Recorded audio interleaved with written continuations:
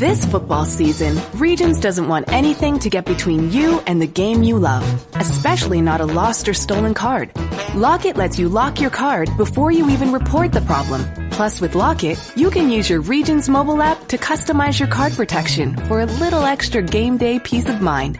Because we get it. Some things are bigger than banking. Learn more at regions.com/lockit. Regions, member FDIC, data fees may apply. Is there anything better than fall golf? The crisp air, leaves turning, faster rounds because there's not as many golfers on the course. But some days it does get seriously chilly. That's why you'll love the new Perth pullover from Peter Millar. I gotta tell you, it instantly cuts out the cold. It's like being wrapped in a hot towel. So while other guys in your foursome are frozen solid after a few hours, and it'll show in their play, you'll be super comfortable. Not only is the Perth perfect to wear out on the course, it feels great and looks even better. It fits like a second skin. It moves with you so you don't even notice it when you swing. But I got to tell you, I like wearing it even more when I'm not playing. People that see me wearing it tell me how nice it looks and ask me where they can get one. Trust me, you'll win style points around the office when you pair it with jeans on a business casual day. The Perth looks great over a polo shirt or a sports shirt. Do yourself a favor. Get yourself a Perth pullover today. You and your golf game will thank me. Right now, head over to petermillar.com/wingo to get yours. And while you're there, check out some of my other Peter Millar favorites that I picked out for you to see. Be sure to use my link and you'll receive complimentary shipping and a free hat. That's Peter Millar, MILLAR.com/wingo. petermillar.com/wingo. Oh, getting closer and closer to turkey and stuffing. Can't wait. Golic and Wingo with you, ESPN Radio, ESPN News, presented by Progressive Insurance. Our phone guest will join us on the Shell Pennzoil Performance Line. Mike Golic, Trey Wingo here with you. Hope your travel plans are going smoothly. And, Mike, most importantly, if they aren't, don't freak out. No. Because nobody wins in that situation. Yeah, a lot of people, you got to try and keep your I know it's hard to do because I have a real problem being patient, but boy, oh boy, this is the few days to do it. The travel is going to be tough. By the way, Darren Ravel put out a tweet last night of the traffic leaving Los Angeles. Got to be ridiculous. Oh, my God. Planes, trains, and automobiles. I mean, it's just red lights forever on the tails, the taillights of those cars. Rachel Nichols will join us in a few minutes from the jump, talk about what she thinks is going on with the Golden State Warriors. How will LeBron be received in Cleveland as he goes back as a Laker? Tom Waddle will join us in a bit. But, Mike, we finished the last hour talking about your experience with one of the greatest, weirdest Thanksgiving Day games of all time. Right. The Thanksgiving, the Miami Dolphins, when I was with them in 93, we went to play Dallas on Thanksgiving at Dallas. It snowed. It was ice. It was on the field. It was a slippery day, which was fine for me because everybody came down to my speed. But we were losing 14-13, had a chip shot field goal to win it, and it was blocked. I'm on the field goal team, so I was on the field. It got blocked. The ball went ahead of us and was just spinning on the ground. Leon Lett tried to recover it, which is something you do not do. It was a big mistake. Did you let up the block? Was it your guy that blocked it? No. I was kidding. It was in the middle. Thank you. Yeah, I was in the middle. Yeah. Stanzik being petty. I just wanted to throw it out. He touched the ball, so it was a fumble. We recovered, and we got a chance to kick it again. We kicked it. We won the game. It was the last game we won that year. Didn't make the playoffs. It was the last game the Cowboys lost that year, and they won the Super Bowl. So it worked out for them, but a tough play for Leon Lett. And I know you, as a big Dallas Cowboy fan, I'm sure you were watching that day and not very happy. Mike, let me tell you something. That was a day that I had to question my life choices. Okay? It was 93? 93. I think it was 30. The Cowboys won the Super Bowl before. They'd run all those wins together. They were going to win the game. They blocked the kick. It was over. I saw the Leon Lett thing, and I lost my bleep. I'm 30 years old, just turned 30 with two young kids in the house. Oh, no, just one. And one hadn't even been born yet. Right. I screamed for about 20 minutes at the You know those videos they have of fans going nuts? Like that was you. I was that Really? guy. You were that into it? Oh, it was horrendous. Wow. I screamed so loud that I think I woke our daughter, Chelsea, very young. So then it's like, I need to get out of the house. Right. I had to drive for an hour to calm down after that loss. I was so Really? angry. So you were a fanatic. I was that guy. Wow. In every way, shape, and form. And I got back. I hope that was a realization point that you stopped being that I way. woke up and said, this can't be this important to you anymore. But that's a shameful day. Mm-hmm. That's a shameful day in the Wingo household because I acted like a pet. All those videos you see on YouTube. That was you. Of people breaking stuff and I was that guy. Attaboy. I was that guy. Just be you. I owned it, and Stay I admit Wingo. it, and I'm trying to move on from it ever since. So just so you know, Leon Lett, I love you, but you cut me deep that day. You cut me real deep. All right, we'll see what happens with the Cowboys on Thursday against the Redskins. Of course they're going to win. Let's get to what's trending. UCF jumped Ohio State in the latest college football rankings, moved up to 9th. Highest ranking for the undefeated Knights and the highest ranking for a group of 5 member, Mike, in rankings history. Yeah, that's the first time a group of 5 passed a Power 5 when they both won their games over the weekend. But unfortunately, UCF is not going to be there at the end. Washington State, I thought, should have been ahead of LSU, but, they weren't. LSU with 2 losses still sits at number 7. I really think the Final Four, the 4 right now are going to be the Final Four: Bama, Clemson, Notre Dame, Michigan. The big game here is Michigan, Ohio State coming up Saturday, but I do think Michigan wins, and I think this will be the Final Four, and we'll go on from there. But the other bowl games being set, that could be the fun stuff, because right now the projection in the Fiesta Bowl is Central Florida against LSU. Remember, Central Florida took care of a SEC opponent last year in Auburn in the bowl game, and if they would get another one in LSU, I just love that matchup. Right. By the way, the FPI, our Football Power Index guys, only give it a 19% chance that those guys will win out. So you think it's going to happen? I do. I think it's going to happen. Nah, USC's going to kill Notre Dame on Saturday. Right. Even I don't believe that. Meanwhile, number 1 Duke withstood its toughest test of the season, by far outlasting number 8 Auburn 78-72 to reach the Maui Invitational title game. But Mike, more importantly, breaking news. Zion Williamson did not dunk in this game. I still don't believe it. That is fake news. We've been through it twice. I've looked over the video. I still think we missed a dunk in there somewhere. Yeah, he didn't. He didn't dunk first time this year, but they do get the win in their closest game yet, as you mentioned, 6 points.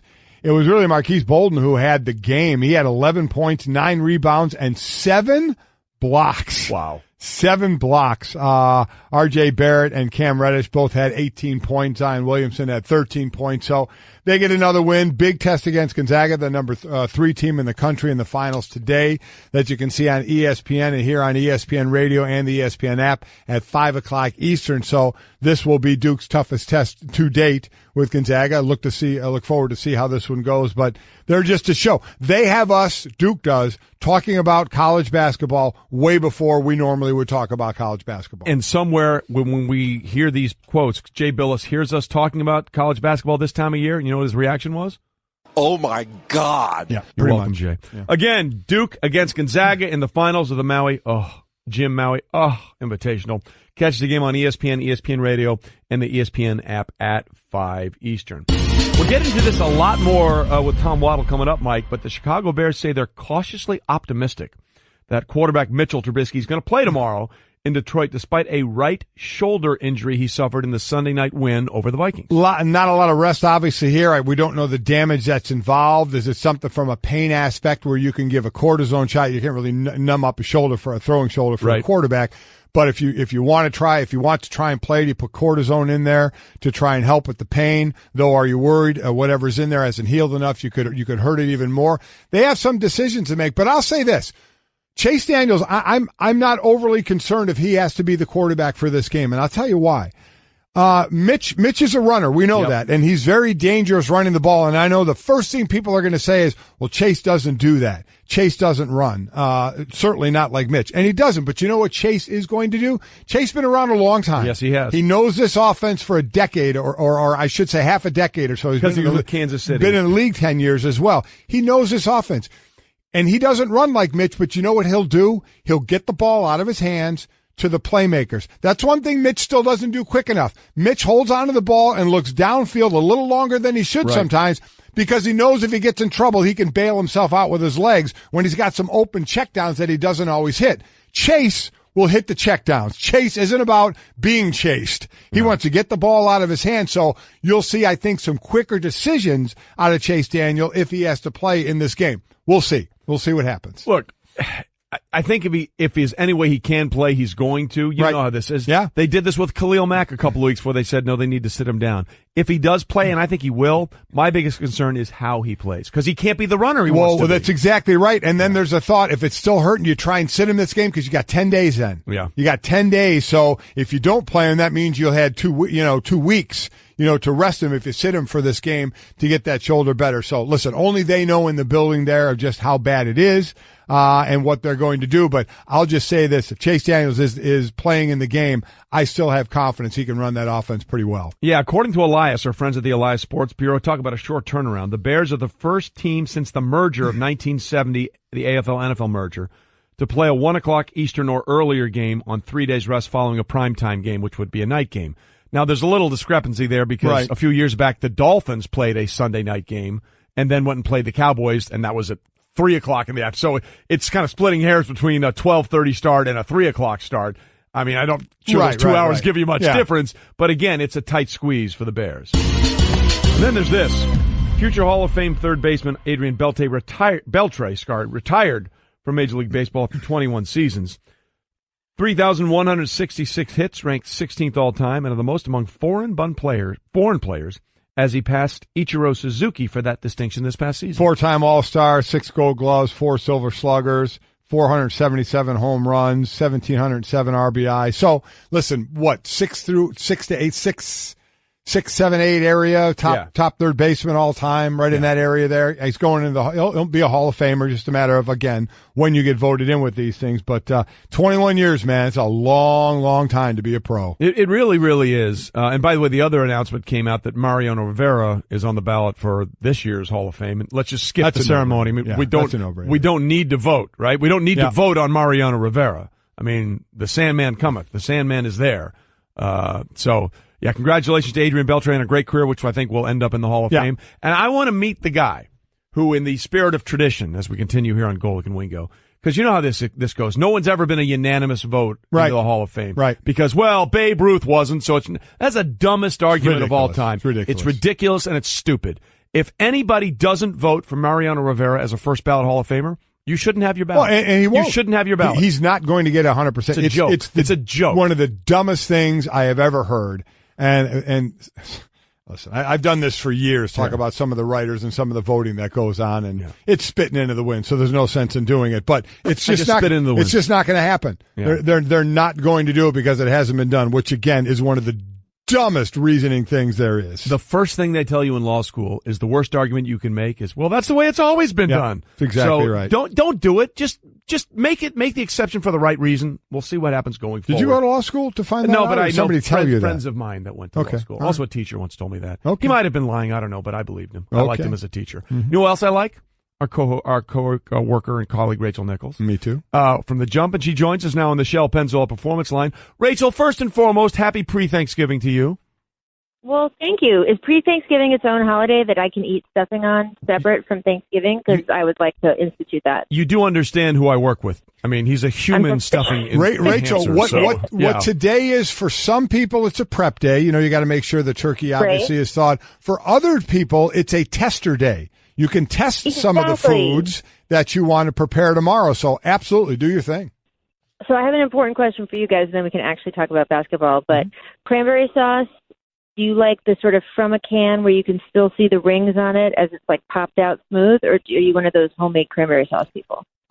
Rachel, I'm not going to lie. I do not like cranberry sauce. I'm with you. We are anti-cranberry sauce on this show. Yeah. We're more like the donuts. I mean, cranberry sauce to me. I don't even know you people. Yeah, I know. What's your favorite side dish? Well, I like the cranberry sauce, but I like it from a can. I want to be able to see the rings on the side, and then you just slice that baby up like a log, and then any kind of stuff, and I'm in for. See, that's great. I think with us, Rachel, is that cranberry sounds too much like a vegetable. Yeah. And we'd rather just skip the vegetables entirely. So, I mean, he likes his green bean casserole. They have this new thing called fruits. You guys should look into that, too. Nah, forget it. We're all about the complex carbohydrates. Maybe more another than anything time. else. All right, so we move on from a side dish to the main dish, and why Rachel is in Cleveland. That's for the return of the king, LeBron James, and he would be the turkey, not in a bad way, but in a good way in this discussion we're having with the food. So what are you expecting the reaction to be? I think it's going to be so different. I was actually I'm sitting in the arena right now talking to you guys, watching him set up, and I was in this building in 2010 when he had left Cleveland to go to Miami, and it was his first game back on that team. And just the waves of anger that you felt in the building are something I'll frankly never forget. I was also doing a lot of football that year, as Trey had to put up with. And, you're in football stadiums that are 3 or 4 times the size of a basketball arena, right? A basketball arena only holds about 20,000 people. And yet there's something that changes the volume when people are angry. And that year, that was the arena was the loudest building I was in, despite having covered a bunch of football games. Like just the way people were using it as an opportunity to pour out, not just they're upset with him leaving. It was the way he left, right? It was like being broken up with on national television, but also strung out for commercials. And then also that he left them kind of in a way that was sort of, hey, the country, has it left us in Ohio behind, all this attention on the coast, that kind of thing. I think people felt a little bit betrayed that one of their native sons would go do that too. So there's a lot of feelings that came into that in 2010. People threw batteries at LeBron. I mean, it was really, really, really ugly. They couldn't sell, this is important, Golick, they couldn't sell beer in beer bottles. They had to just do cups. Yeah. Because they were afraid people would throw beer bottles on the court. So, I mean, really, that's drastic if you can't have a beer bottle in your hand. But anyway, when we get to this, fast forward 8 years later, obviously the fact that he won a championship for the city, that he has done so much with the I Promise School and really invested in this community. And frankly, that he came back because that need in 2010 to feel that you mattered, that you weren't left behind. The idea that he then came back by his own choice, wasn't even drafted the second time, right? That he chose to come back.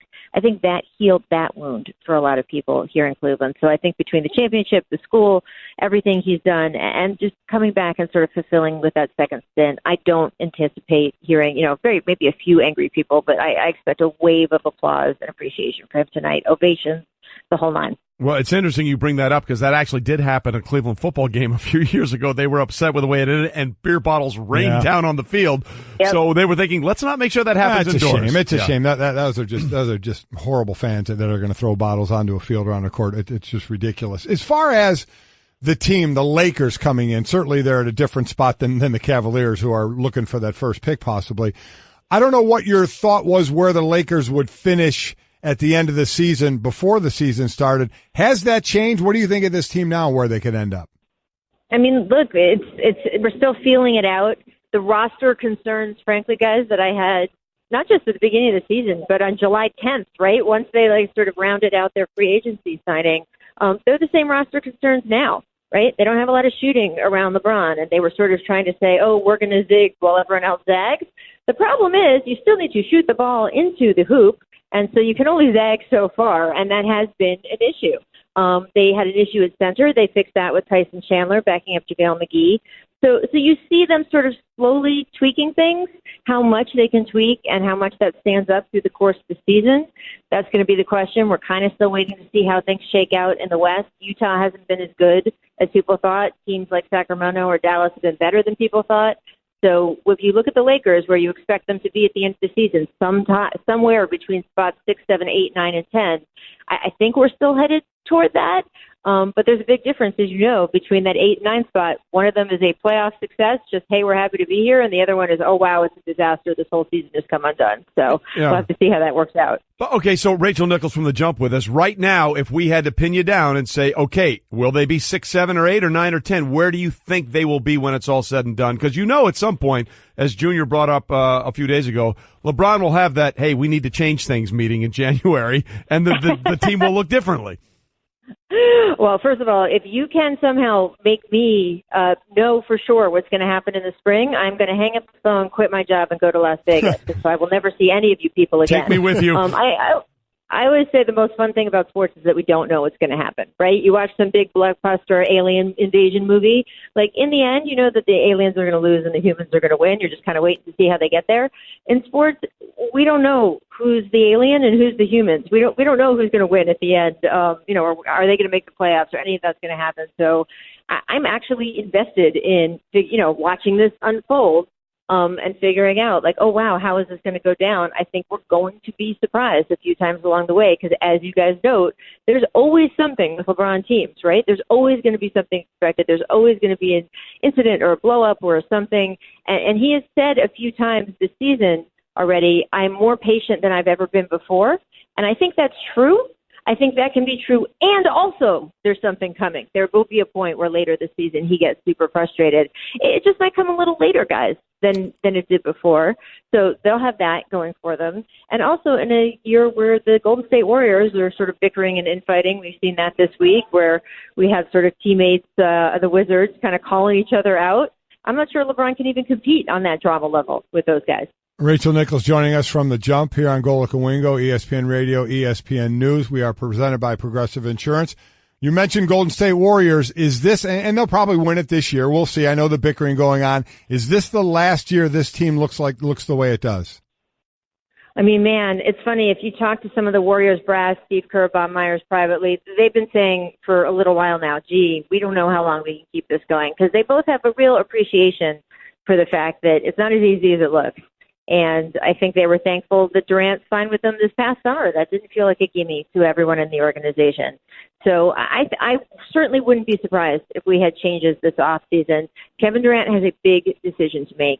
He either has to sort of double down and commit a little more to this franchise, because clearly these one-year deals are they're taking a toll on everyone. Or he has to decide he wants to go do his own thing. The Draymond Green question is obviously going to be looming large. He's going to be up for possible extension. He's going to want more money than we think Golden State is going to want to give him, and there's going to be a big question over whether he's going to, sort of choose winning and choose staying with Golden State over the idea of, hey, this might be my last chance to get a big payday somewhere.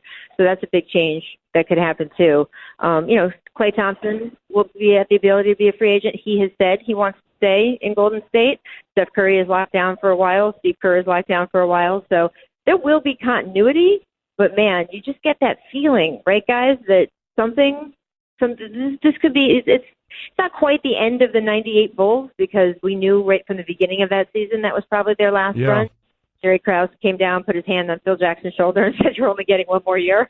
But it has a little bit more of the feel of that feel of, we don't know when the end is, but you can start to see the glimmer of the end of the tunnel from here. And, that could be a couple seasons if Kevin resigns. But it doesn't feel like we're at the beginning of it anymore. It is, as Brian Windhorst said, he's the most powerful man in the NBA right now because of all the things he will affect depending on what he does. Rachel, always good to have you. The insight was great, but just so you know, this day and this interview will be remembered for one thing: your reaction to Golic not liking cranberry. Rachel, I'm not going to lie. I do not like cranberry sauce. I'm with you. I was going to say, can we take any listener? I just want to know as the show goes on. If people write into you, I would like them to tell you, A, how wrong you are, and B, that the cranberry sauce out of the can is the best. Just so you know, I just want some backup from listeners. They tell us we're wrong every day. So you're covered Rachel. there. Yeah, so don't worry about that. Yeah, I'll get plenty of those tweets. All right, Rachel, thanks. Happy Thanksgiving, and enjoy the game tonight. Thanks, guys. And again, we have to play this one more time. Her reaction, just listen one more time. Rachel, I'm not going to lie. I do not like cranberry sauce. I'm with you. We cut her to the core. How about that? So sorry, Rachel, we didn't mean to ruin your day, but we need to get that isolated. Yeah, I do like that. That's right next to "Oh my God" from Jay Billis. Support for the Golic and Wingo Show podcast comes from our friends at Rocket Mortgage by Quicken Loans. Let's talk about buying homes for a minute. Because of rising interest rates, there's a lot of unpredictability when it comes to buying a home these days. It's causing a whole lot of anxiety with folks. Well, our friends at Quicken Loans are doing something about it. They're calling it the power buying process, and here's how it works. Quicken Loans will verify your income, assets, and credit in less than 24 hours to give you a verified approval. This gives you the strength of a cash buyer. Then once you're verified, you qualify for their all-new exclusive Rate Shield approval. First, they lock your rate for up to 90 days while you shop. Now here's the best part. If rates go up, your rate stays the same. But if rates go down, your rate also drops. You win either way. It's the kind of thinking you'd expect from America's largest mortgage lender. To get started, go to rocketmortgage.com/Golic. Rate Shield approval only valid on certain 30-year purchase transactions. Additional conditions or exclusions may apply. Based on Quicken Loans data in comparison to public data record. Equal housing lender. Licensed in all 50 states. NMLS ConsumerAccess.org number 3030. You know about Blink motion-activated security cameras. Amazing technology for detecting anyone sneaking around your home or trying doors, and of course, monitoring holiday package deliveries. Blink is inviting ESPN listeners to score massive savings during its Black Friday Cyber Monday event. Go to blinkprotect.com/radio and sign up for an alert when the sale starts. That's blinkprotect.com/radio. Or hit Amazon.com and search Blink Security. Blink is an Amazon company. Yeah. Golic and Wingo, ESPN Radio, ESPN News, presented by Progressive Insurance. All phone guests join us on the Shell Pennzoil Performance Line, including this guy, who, Mike, has the perfect name for your post-Thanksgiving physical shape. Tom Waddle from Waddle and Sylvie on ESPN 1000 in Chicago joins us. Tommy, I thanks for being with us. First and foremost, I heard you were all in with the Thanksgiving side dish discussion with Stanzik before we jumped on the air. Where are you? Because Golic had his rankings earlier today. Much disputed, by the way, heavy in the carbohydrates and starch category. Quickly, I will give you mine. They are biscuits and biscuits/rolls number 5, cornbread number 4. What did I have at 3? What did I have at 3? That's right. Green bean casserole at 3. Number 2 was mashed potatoes, and number 1 was stuffing. So what are your tops? Well, first of all, I need an angioplasty just listening to that. True. I don't know if I could give you a top 5. My wife makes an excellent stuffing. Is stuffing a side? I mean, is that a bit of controversy whether or not it's a side or not? I would say it's a side. I would throw Brussels sprouts in there as well. Oh, get out. Yeah. Oh, yeah. Interview over. Listen, Brussels sprouts. Get out. Come on. What do you mean? Get out. Brussels sprouts are the in thing these days. You go to a nice restaurant. Fine. We'll do the in thing at a restaurant someplace. Thanksgiving, give me the tradition. Give me the good stuff. Like, okay, what's in your top 5? Everything. Including Brussels sprouts. No Brussels sprouts. Corn pudding, mashed potatoes, stuffing. Oh, corn pudding. Corn pudding is awesome. Yeah, I'm not going with corn pudding either. Don't knock it till you've tried it. I will bring some in for you next week. Not eating it. You can bring it in all you want. It'll just sit there. Think of it as the greatest dessert that is disguised as a vegetable. Whatever. Well, I mean, listen, biscuits and gravy was something we grew up on in Cincinnati. So, I mean, that wasn't just for Thanksgiving. That was, every other day. Well, in the segue right to football, will Mitch Trubisky be sitting down and just eating Thanksgiving dinner and not playing in a football game on Thursday? You're good. Wow, that's a great question, and I think we'll have a better idea if what's going to happen sometime later today. This kind of popped up out of nowhere. We all saw the hit that he took from Harrison Smith. If you see how he lands, you can understand why maybe there was a little something going on there. My guess is they're going to exercise caution. They obviously know that this is a long-term investment. While they are in the midst of a great run and they're poised to be a playoff team and make some noise, they also know that the last thing they want to do is put their young quarterback in harm's way. I think they're going to show some – my guess is he won't play. They're familiar with Chase Daniel, obviously. Matt Nagy's been on a staff where Chase has been on a couple spots, and I think they'll rely on their defense, and there are some really good offensive skill players in that huddle that will help make Chase's life a little bit easier. So if I had to put some money down on it, it would be that Daniel will get the start and they'll let Mitch get a little bit of extra rest. All right, so let me ask you, Tom Waddle, why you think that's the way you're leaning, because yesterday Nagy said he's cautiously optimistic. Have you heard something else, or is this just your gut? No, it's just my gut. I mean, I don't have any inside information on it. I saw the way they handled the Khalil Mack and Allen Robinson situation. They were very fortunate that they were able to give, and again, no disrespect. I know every time I say that to you guys, you immediately disrespect is coming. Yeah, that we are disrespecting you. Okay, well, then I'll rephrase that. With total disrespect to the Jets and the Bills, they knew that they could give Khalil Mack a little bit of rest, get that ankle ready, and then get him going again after a couple of weeks. I think maybe they take the same approach with Mitch. They're not going to overlook the Lions, but they also understand that putting Mitch out there, if he's not 100% healthy, may impact what happens the rest of the season. And we all know Mitch, part of his game is to tuck and run, and you expose yourself to further injuries. So, again, I have no inside knowledge. This is just my own individual guess. I think they'll play it safe based on the shortest turnaround in the history of the NFL. Talking to Tom Waddle and Sylvia on ESPN 1000 in Chicago. So after that Monday night game, everybody's saying this is the new NFL, the Rams, the Chiefs, the New Orleans Saints. So if that is the case and we're gearing that way, which it seems we are, how do teams like the Chicago Bears, who have the third best record in the NFC, the Minnesota Vikings, the Pittsburgh Steelers, how do the teams that aren't those three, that are some of the better teams in the league, how do they compete? Well, you have to have a blend of good defense, and I think that the three teams you mentioned can do that. The Steelers can certainly get after the quarterback. I don't think they're as complete a defense as the Vikings are and the Bears are, but you have to be able. This would be my kind of like the game plan or the approach to try to beat a team like the Saints is you got to try to hold them. They average 37, 38 points per game. Hold them to a touchdown less than they normally score. And then your offense has to be able to put up a big number too.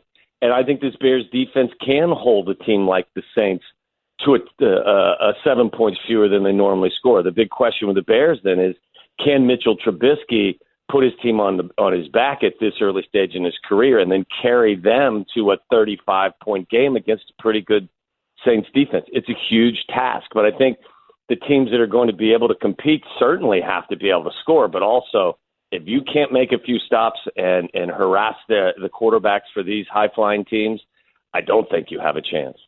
Well, I'm looking for someone to have a chance at this point against the Saints, and they may have a bad game, but again, their last three games, 45, 51, and 48, they gave up 35 to the Rams and 14 and 7 over the next two games. The game in between those two that we've talked about is the Cowboys hosting the Redskins. Colt McCoy comes in. Really weird. The last game Colt McCoy won as a starter was, I think, in 2014 against the Cowboys. So they've got a little weird history going for them there. But do you see the Cowboys right now as the team to beat, A, because they're healthy, and B, because they figured out getting the ball to Zeke Elliott a lot really helps them? Yeah, they got smart. I thought their last two wins were very impressive. You go on the road and beat the Eagles and you beat the Falcons. I mean, two teams, obviously, that have been just decimated by injuries and just haven't been the teams that they were in 2017, but they're still good wins on the road. As much as I like the turn that the Cowboys have made and playing a little bit smarter and doing some good things, I don't know who they are week to week, to be honest with you. I feel better about them. But if you told me that at some point in this game they would take the ball out of the hands of Ezekiel Elliott and start doing some silly Cowboy things, it wouldn't completely shock me. They are known to do silly Cowboy things. There's no question about it. All right, Tommy, sweet players of the week brought to you by California Almonds. Own your everyday. Who is your sweet players of the week? Well, I think you'll like this one, Mike. They're on the other side of the trenches, but I'm selecting the Colts offensive line. They have not allowed a sack in 5 straight games. Andrew Luck has been hit 3 times in the last 3 weeks. They've given up 10 sacks total on the season. Only the Saints have given up fewer. Their running game's averaging 112 yards per carry per game and 4.5 yards per carry. For a team that didn't know the destiny of their franchise caliber quarterback because of the shoulder injury, they went out there and decided that the best thing they can do going forward is protect him, and that means get the ball out quick and also do some good things on the offensive line. I think the Colts offensive line and their protection of their quarterback has been one of the better stories so far this year, and certainly they deserve recognition. They certainly do. And by the way, if we're being honest with ourselves, I'm glad you brought that up. The best rookies in the league on offense and defense both play for the Colts. I mean, Quentin Nelson's not going to win it, but he is the best offensive rookie in the league, and Darius Leonard is an absolute beast. Tackling machine. Yeah, he is. Yeah. All right, Tommy, go waddle your way to a really fat Thanksgiving, my friend. I will, guys. I'm going to go start cooking up the Brussels sprouts. No, don't do it. Great Thanksgiving. Don't do it. Right, see you, Tommy. Brussels sprouts. My wife loves those. He comes on this show talking Brussels sprouts on Thanksgiving. She loves them. I like them too, just not on Thanksgiving. It's not. You know what? When you got to fill up on Thanksgiving food that comes around once a year, correct. I'm not putting anything on my plate that doesn't fit that mold. Thank you. Hard pass Thanksgiving. I'll have them when we go out to a restaurant. Whatever. There you go. When tracking the domestic dust bunny, you commonly find them hiding under wardrobes next to lost socks. Don't move too suddenly or they'll scurry off. What's utterly fascinating about the dust bunny is that although they are not actually sentient creatures, when they hear that Geico not only saves people money, but also has a 97% customer satisfaction rating, it's obvious to them you should switch. Because yes, switching to Geico is a no-brainer. Oh no, it's the dust bunny's only natural predator. Run along, dust bunnies, run along. Golick and Wingo, ESPN Radio, ESPN News. Okay, we did a bunch of lists today because we wanted to, yes, frankly. Absolutely, and it made a lot of sense to us, and we were proud of our list. It's a big list day. So we did my weekly top five in the NFL, top five-ish. And I was kind of proud you only had 6 teams this time. Yeah. Normally you have like 8 in your top 5.